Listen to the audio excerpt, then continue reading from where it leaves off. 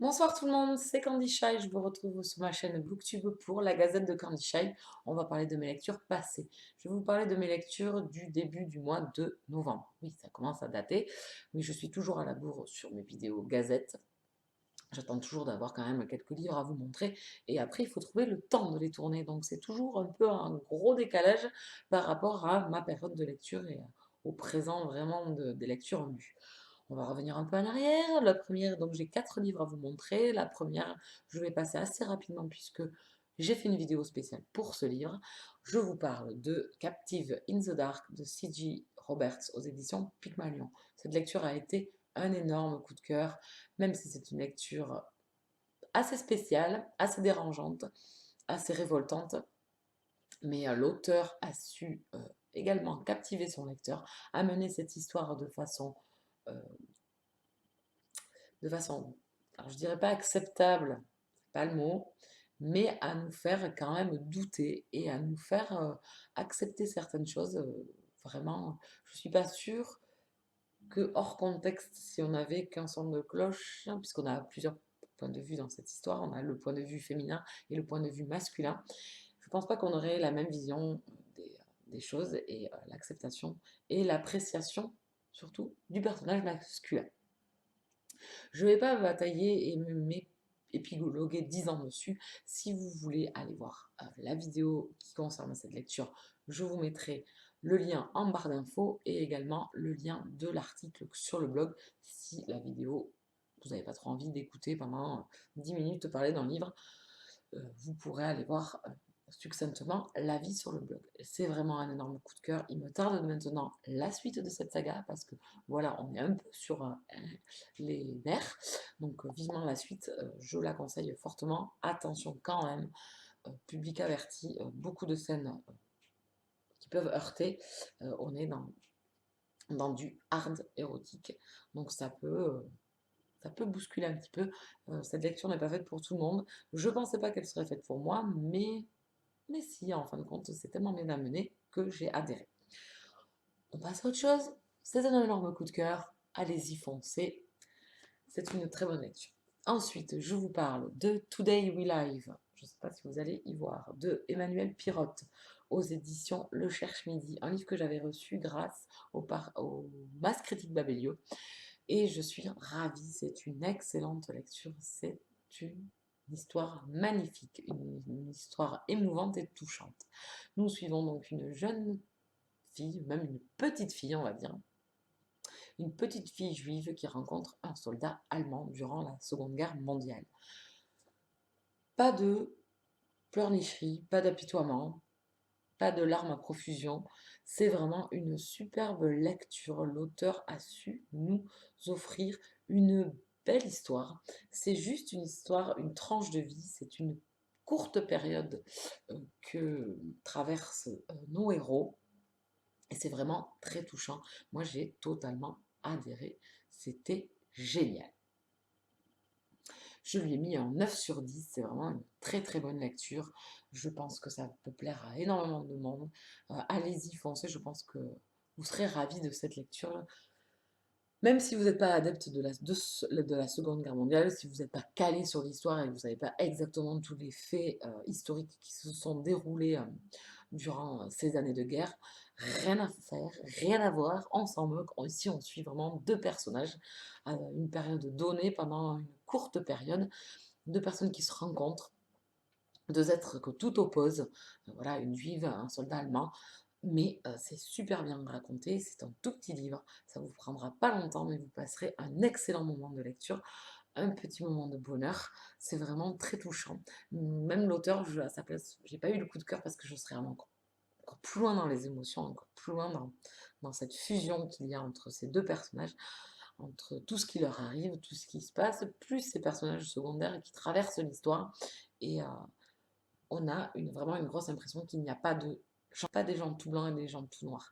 Euh, cette guerre a fait faire à des gens des choses pas toujours cool, des choses qu'ils n'auraient pas forcément fait en temps normal, on va dire. C'est vraiment bien amené par l'auteur et vraiment elle touche voilà, un sujet qui pique un petit peu, quoi. Personne n'est tout blanc et à un moment donné on est obligé de faire des choix. Et ces choix engendrent ou du bien ou du mal, et pas forcément ce qu'on aurait voulu, mais on essaye de sauver sa peau, puisque il n'y a qu'une chose à faire, c'est sauver sa vie à cette période-là, parce que c'est marche ou crève. Donc voilà, donc une superbe lecture, je vous le conseille fortement. Mon avis est écrit sur le blog, il est paru depuis un petit moment. Voilà, c'est toujours en décalage, l'avis est paru dès que je l'ai lu. La vidéo vient beaucoup plus longtemps après. C'est en 9 sur 10. Faut lire ce livre, je pense que voilà, il n'y a pas d'autre mot. Ensuite, on change de registre, beaucoup plus léger, beaucoup plus détente et sans prise de tête. C'est Les Frères Gamble, je vais y arriver, le tome 2, Paparazzi et Quiproquo, non, je n'arriverai toujours pas avec ce mot, de J. Lynn aux éditions Milady Romance, collection Central Park. Livre qui m'a été offert l'année dernière, en décembre, donc à la même époque. À peu près à la même époque, ça m'avait été offert par ma copinote Moody. Donc si tu passes par là, ça y est, c'est lu. Donc une très bonne lecture. Voilà, moi, c'est des lectures que j'aime. C'est des romances qui font passer le temps. Vous tournez les plages avec envie. Les histoires d'amour sont toujours mignonnettes, sympas à suivre. Il y a toujours quelques, bon, comme l'indique le titre, quelques quiproquos. Donc c'est toujours, voilà, pétillant, ça fait passer un bon moment. C'est pas forcément des lectures profondes, des lectures pleines d'émotions, pleines de rebondissements, mais c'est pas trop grave, c'est pas forcément ce qu'on recherche dans ce type de livre-là, dans ce type de lecture. Voilà, c'est des petits livres qui vont assez vite, qui voilà, font passer le temps. Donc moi, ça fait son petit effet, c'est ce que je demandais, c'est un 7-8 sur 10 pour cette lecture. On passe un bon moment avec les frères Gamble. Ils sont toujours très alléchants et les histoires d'amour sont vraiment mignonnes. Voilà, donc je le conseille aussi pour les personnes qui aiment voilà, les petites romances sympas, sans prise de tête, détente, vraiment. C'est pas forcément des livres qui resteront 10 ans gravés dans votre mémoire, mais c'est pas grave. C'est pas forcément voilà, le but recherché, comme je vous disais juste avant, c'est pas forcément le but recherché. On n'est plus dans de la détente, lecture, voilà, sympathique. Voilà. C'est toujours sympa quand même. Il y a des soirs où on n'a pas envie de se prendre la tête, on a envie voilà, juste de poser le cerveau et de voilà, passer un bon moment, de sourire et voilà, d'avoir une petite romance bien sympa. Ensuite, le dernier que je vais vous présenter, c'est une romance historique, c'est Noblesse oblige, le tome 4. Le Gentleman mis à nu de Sally Mackenzie aux éditions Milady Romance, collection Pemberley. Livre qui est en bibliothèque depuis 2 ans, je pense, depuis sa parution. Donc je ne sais même plus si c'est en 2014 ou 2013 que ce livre est paru. C'est en 2012 chez Bragelonne, donc voilà, ça date, donc il est dans ma palle depuis très très longtemps.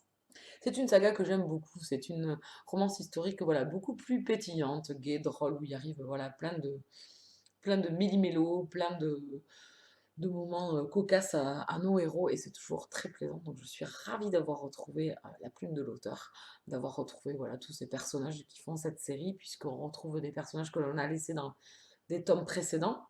Donc ici, le personnage principal, le seul regret que j'ai, c'est qu'ils ne passent pas assez de temps ensemble. Voilà. On a un livre qui fait dans les 500 pages, et ils passent 2-3 fois des moments ensemble, mais assez courts.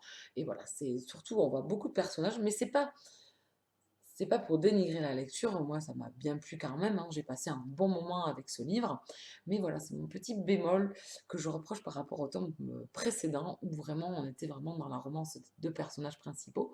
Ici, non, on retrouve également deux personnages que l'on avait laissés dans les tomes précédents, et qui ont quand même une grosse part dans l'histoire, et j'ai beaucoup, beaucoup aimé les retrouver et voilà, trouver un petit peu de difficulté dans leur romance, enfin de difficulté, voilà, les petits aléas de la vie quotidienne, même à cette époque. Donc c'était très plaisant. J'ai passé un bon moment, c'est un livre, voilà, c'est pareil, une lecture détente, ici assez drôle, voilà, vous avez souvent le sourire, vous rigolez souvent sur la tournure des événements qui arrivent à nos héros, donc c'est souvent rigolo. Mais voilà, le seul bémol, et il n'y a pas eu tout l'engouement que j'avais eu dans les premiers, où j'avais eu même un coup de cœur, c'est que les personnages, les deux personnages principaux, donc le jeune homme et la jeune femme, ne passent pas assez de temps ensemble. Et je trouve ça assez dommage. Après, un choix de l'auteur voilà, que je ne reproche pas. J'ai passé quand même un bon moment. J'ai beaucoup aimé tous ces méli-mélo qui se passent dans leur romance. C'est assez compliqué. Je me demandais comment ils allaient arriver à la fin pour enfin vivre leur romance. C'était vraiment assez drôle. On a deux caractères assez forts en plus, donc aucun des deux ne veut abdiquer, donc c'est assez drôle. Donc voilà, c'est une saga que je conseille. C'est pas de la pour ceux qui ont l'habitude des romances historiques, c'est pas des grandes romances historiques où vous allez être emporté, mais ça fait son petit effet, voilà, faut rigoler. Donc je le conseille, c'est un 7 sur 10. Pareil, l'avis est écrit sur le blog, oui, je suis enfin en avance sur mes avis sur le blog, donc vous pouvez le retrouver sur le blog si le cœur vous en dit. Cette petite romance est bien sympa et je compte continuer avec cette saga et enfin la terminer. Voilà, on en termine avec la Gazette de Candy Shy. Je vous souhaite une bonne soirée, je vous dis à très très bientôt. Ciao ciao.